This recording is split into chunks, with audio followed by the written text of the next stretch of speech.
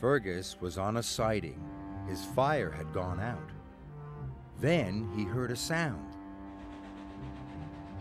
It's an engine, He cried.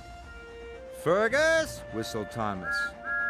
Whatever are you doing out here? hiding. Don't want to work at the smelters. Sir Topham Hatt is going to be cross with me. He's not, cried Thomas. He's worried about you. Really? Of course, puffed Thomas. Fergus felt better. Thomas pulled Fergus all the way to the smelter's yard, where he knew Sir Topham Hatt was waiting.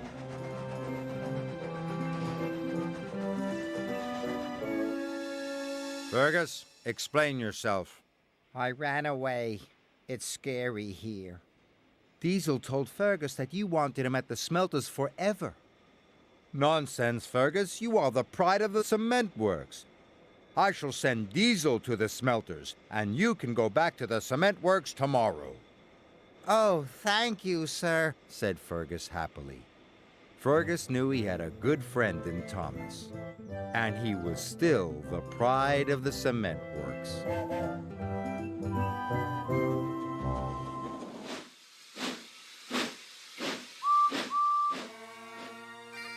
It was a beautiful day on the Island of Sodor. Donald and Douglas are Scottish twins. They enjoy working on Sir Topham Hatt's railway.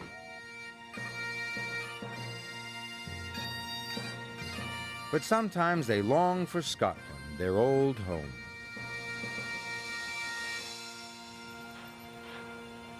One day, Sir Topham Hatt called them to the docks. Lord Callan's castle is finally reopening. There is to be a grand celebration tomorrow.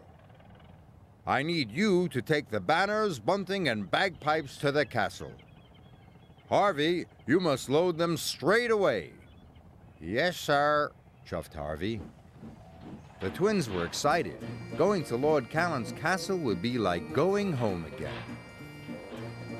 Soon, Harvey had finished loading the freight. Where are you going? asked Percy. Lord Callan's castle, Donald proudly announced. By Castle Loch. I'm glad I'm not going to Castle Loch, wheezed Percy nervously. Scared the monster might get you, teased Douglas. He might, said Donald. There's no monster. There is too. There is not. Is too. Is not. Is too.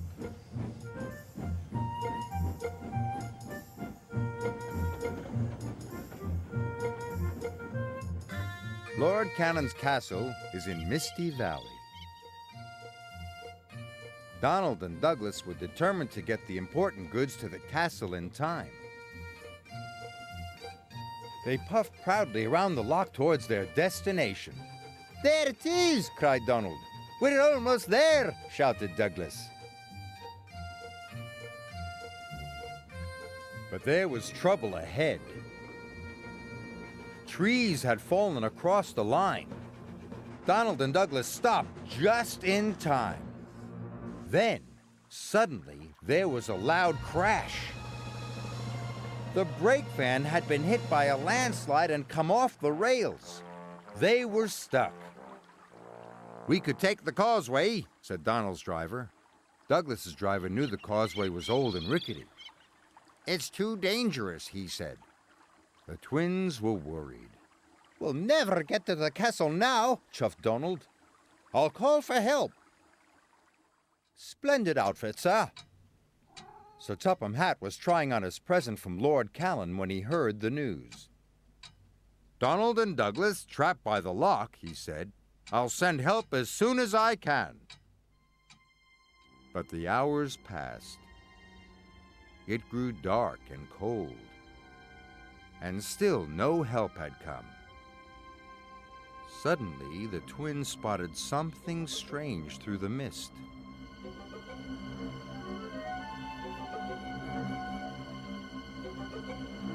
What's that? called Donald. Is it the monster? cried Douglas.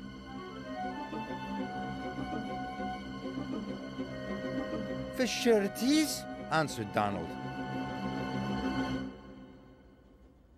It's not a monster, it's us.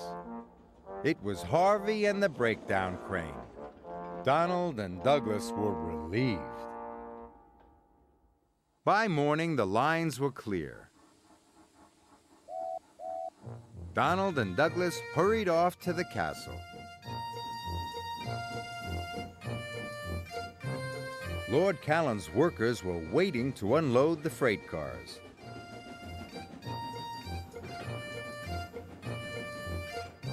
Soon the castle was decorated. The grand opening was a great success. Lord Callan was pleased. A splendid pair of engines.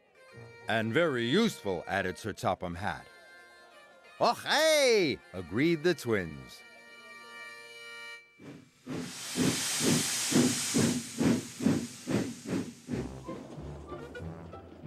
There are many beautiful places on the island of Sodor. The engines love the pretty watermill, the peaceful canals, and the castle on the lake. Toby's favorite place is the old windmill. The windmill is worn. It cannot make much flour now. Toby loves to watch the sails go round. And the miller is his friend. Good morning, Toby. One day, Toby was collecting a load of flour to take to the market. But he was so busy watching the windmill's sails that he forgot to look where he was going.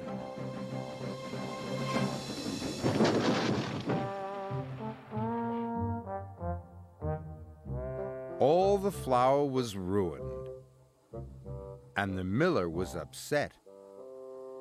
If I can't sell my flour, I'll have to shut down the windmill. I'm sorry, sighed Toby. Harvey arrived to put the trucks back onto the track. Toby was sad. What will the miller do if his mill shuts down? It's a shame, said his driver, but we must hurry, Toby. There's a storm on the way. Toby couldn't sleep that night. It wasn't the thunder and lightning that kept him awake. He was still worrying about the miller. That stormy night, the old windmill was struck by lightning.